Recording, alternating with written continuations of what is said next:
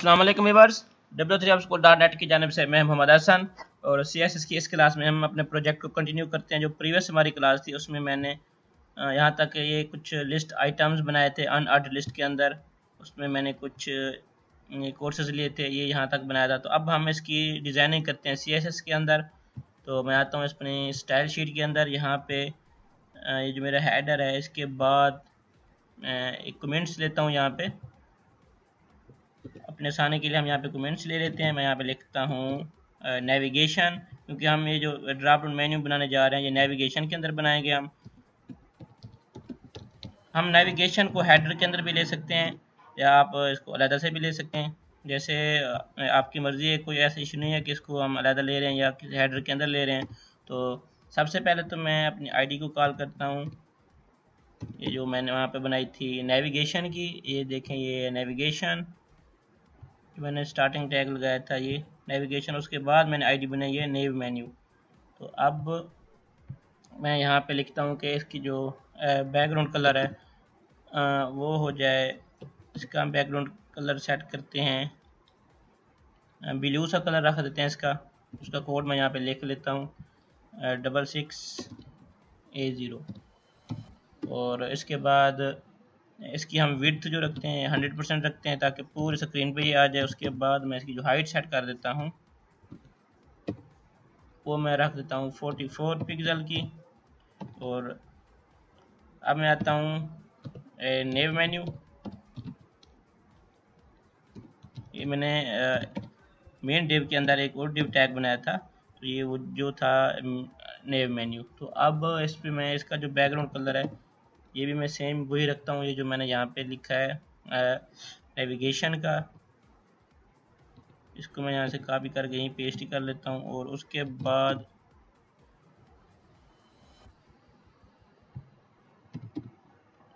अब इसका हम इसकी हाइट भी सेट कर देते हैं, 41 पिक्सल रखता हूँ क्योंकि ये नेविगेशन के अंदर आ रहा है। उसकी मैंने 44 रखी है, तो इसकी मैं 41 उससे थोड़ी सी कम रख देता हूँ हाइट। और इसको मैं डिस्प्ले कर देता हूँ ब्लॉक के अंदर।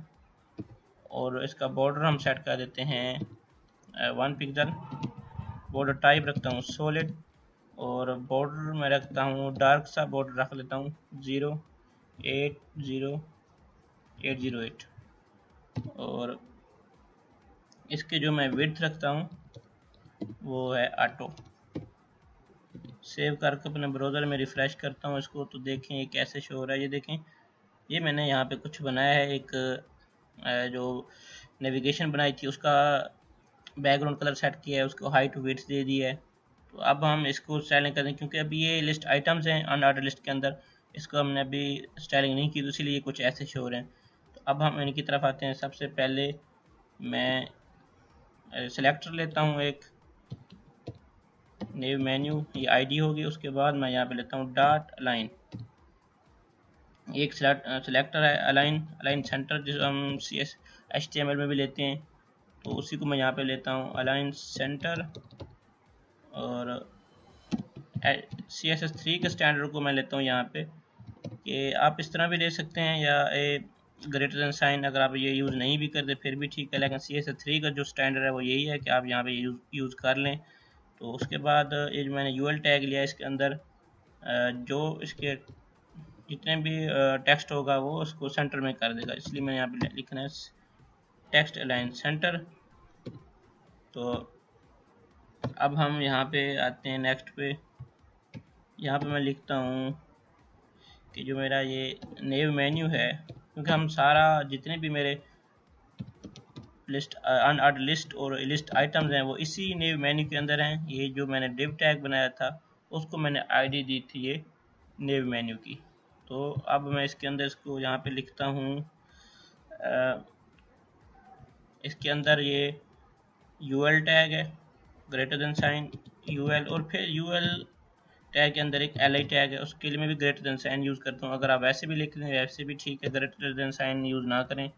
तो अब इसकी सबसे पहले हम इसको जो list style by default underline आती है, लिंक जो अंडरलाइन आता है वो भी मैं ख़त्म करता हूँ।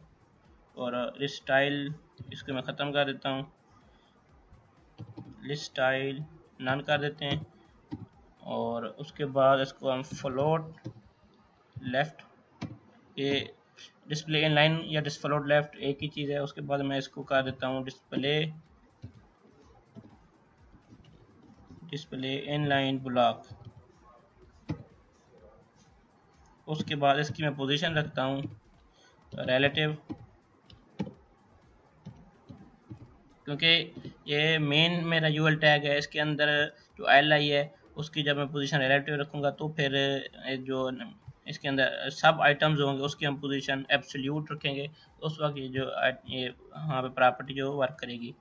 अगर आप देखें इस वक्त ये हमें ये नज़र आ रहे हैं हमारे वो जो मैंने वहाँ पे बनाए थे, ये होम, ये टिप्स एंड ट्रिक, ये कोर्सेज, वेब डिज़ाइनिंग, आर्ट, ये जो मैंने मेरे मेन्यूज़ हैं वो 6 हैं, तो ये वहाँ के शो हो रहे हैं। जो इसके सब मेन्यूज़ हैं वो यहाँ पे शो हो रहे हैं। तो अब हमने क्योंकि सिर्फ मेन मेन्यू को ही यहाँ पे स्टाइलिंग की है, अब हम सब मेन्यूज़ में भी आते हैं। तो सबसे पहले मैं जो ए टैग है उसको मैं यहाँ पे सेट करता हूँ, हैश न्यू मेन्यू।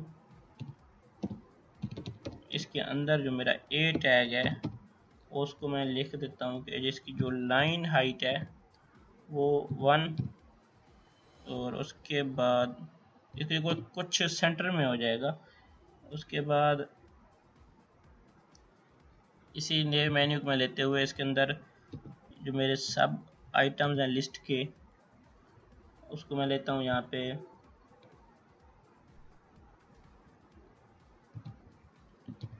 ये अलाइन। इसके पहले मैं अलाइन लिख देता हूँ यहाँ पे जो मैंने यूएल के टेक्स्ट को सेंटर में किया है, क्योंकि वो मेरा मेन यूएल था उसके टेक्स्ट सेंटर में किया कर लिया। अब जो मेरा सब यूएल है उसको इसके टेक्स्ट को भी हम सेंटर में कर लेते हैं। तो मैं यहाँ पे लिखता हूँ यूएल, इसके अंदर जो यूएल टैग है, और इसको टेक्स्ट अलाइन की प्रॉपर्टी मैं दे देता हूँ, इसको हम देते हैं लेफ़्ट की तरफ।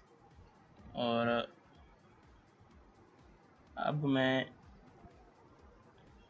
ये जो मेरा नेव मेन्यू है इसके अंदर एक मेरा यूएल टैग है, और यूएल टैग के अंदर एल आई है, एल आई के अंदर ए टैग है।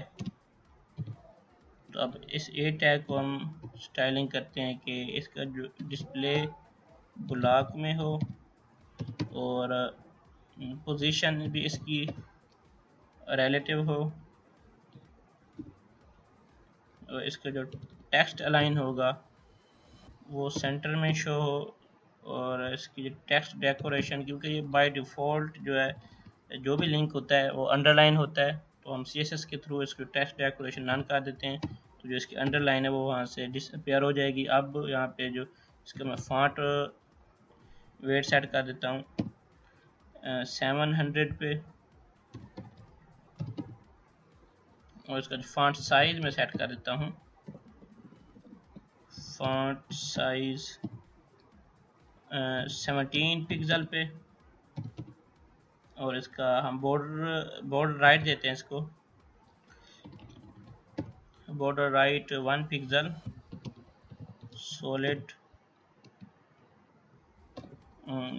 वही डार्क सा कलर दे देते हैं 80080808, और उसके बाद इसका जो टेक्स्ट कलर होगा वो होगा वाइट।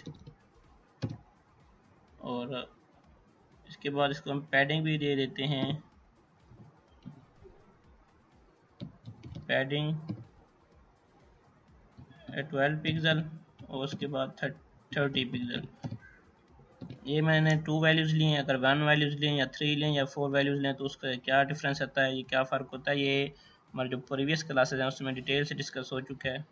अब मैं इसको रिफ़्रेश करता हूँ ब्राउज़र को, तो ये देखें ये हमारे जो मेन मेन्यूज़ हैं वो यहाँ पे स्टाइलिंग उनकी हो चुकी है, लेकिन इनके जो सब मेन्यूज़ हैं उनकी अभी तक स्टाइलिंग नहीं हुई।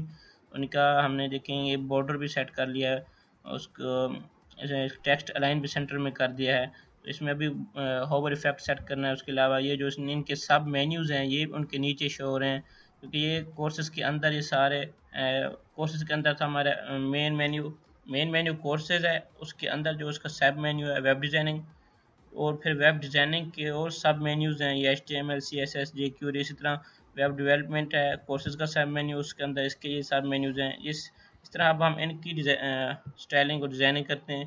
तो इसके लिए मैं एक काम करता हूँ, ये जो मेरा इंडेक्स का पेज है यहाँ पे मैं आता हूँ और यहाँ पे मैं ये जो मेरी यहाँ पे एक क्लास है, जो मेरे ऐसे लिस्ट आइटम्स जिनके सब मेन्यूज़ हैं, हम उनको एक क्लास दे देते हैं हैज़/सब। ये मैं इसको यहाँ से कॉपी करता हूँ इसी क्लास को, क्लास की प्रॉपर्टी को, और वहाँ पे पेस्ट करता हूँ जिनके सब मेन्यूज़ हैं। तो वेब डेवलपमेंट का भी सब मेन्यूज़ हैं, तो मैं इसको यहाँ पे भी पेस्ट कर लेता हूँ। और इसी तरह ये अदर्स में भी सब मेन्यूज़ हैं, तो मैं इसको यहाँ पे भी पेस्ट कर लेता हूँ। और उसके बाद अगर देखें तो ये प्रोजेक्ट्स के अंदर भी सब मेन्यूज़ हैं, तो उसको मैं यहाँ पे पेस्ट कर लेता हूँ। अब मैं आता हूँ यहाँ पे स्टाइल शीट के अंदर, यहाँ पे एक जो मेरा नेविगेशन मेन्यू है, यहाँ से मैं इसको कॉपी करके ये नैव मेन्यू के अंदर अनऑर्डर लिस्ट, और फिर ये लिस्ट आइटम्स, और लिस्ट आइटम्स के अंदर जिनके सब मेन्यूज़ हैं। तो इसीलिए मैंने इसको जो अभी क्लास दी है सब, तो अब मैं उसको यहाँ पे कॉल करवा रहा हूँ। और उसके अंदर जो ए टैग है, और वो यहाँ पे हम एक सिलेक्टर यूज़ करते हैं बिफोर का, और फिर यहाँ पे सेमीकोलन नहीं आना, और फिर इसके अंदर मैं इसको मैं यहाँ पे एक चीज़ बनाने जा रहा हूँ कि जिसके सब मेन्यूज़ हैं वहाँ पे हमें एक एरो सा शो, हमें पता चल जाए कि इसके और भी सब मेन्यूज़ हैं। तो मैं यहाँ पे इसको कंटेंट देता हूँ, कंटेंट की प्रॉपर्टी दे के मैं यहाँ पे इसको यहाँ पे एम्प्टी छोड़ देता हूँ। और अब इसको मैं पोजीशन दूंगा, पोजीशन एब्सोल्यूट, टॉप से इसको मैं कर देता हूँ, टॉप से हम इसको 18 पिक्सल कर देते हैं, और इसको राइट से मैं 6 पिक्सल, और फिर इसको हम बॉर्डर दे देते हैं, बॉर्डर की प्रॉपर्टी 5 पिक्सल सॉलिड, क्योंकि टेक्स्ट कलर मेरा वाइट है ये इन मेन्यूज़ के अंदर। तो हम यहाँ पे इसका जो हमें यहाँ पे एरो शो होगा वो भी वाइट ही शो होगा, तो मैं यहाँ पे वाइट ही रख लेता हूँ। और उसके बाद मैं इसको सेव करके ब्राउज़र में रिफ़्रेश करता हूँ। तो ये देखें, ये यहाँ पे कुछ ऐसे यहाँ पे शो हो रहा है, यहाँ पे हमें पता चल रहा है कि इनके सब मेन्यूज़ हैं। तो अब मैं इसका जो मैंने बॉर्डर दिया है, बॉर्डर में इसको यहाँ पे बॉर्डर टॉप की प्रॉपर्टी अप्लाई करता हूँ, 5 पिक्सल सॉलिड, मैं यहाँ पे दे देता हूँ ट्रांसपेरेंट, ट्रांसपेरेंट, ये स्पेलिंग है ट्रांसपेरेंट की। और इसको मैं देता हूँ इसका जो बॉर्डर टॉप हो, बॉर्डर टॉप वो 5 पिक्सल सॉलिड वाइट हो जाए। अब मैं रिफ़्रेश करूँ ब्राउज़र को, तो ये देखें अब ये हमें यहाँ से एक एरो शो हो रहा है। ये ट्रांसपेरेंट जब मैंने इसका बॉर्डर रखा है तो इस जो मेरा ये एरो यहाँ पे शो होने लग गया। तो यहाँ तक हमने इसका जो है मेन मेन्यूज़ की स्टाइलिंग की है।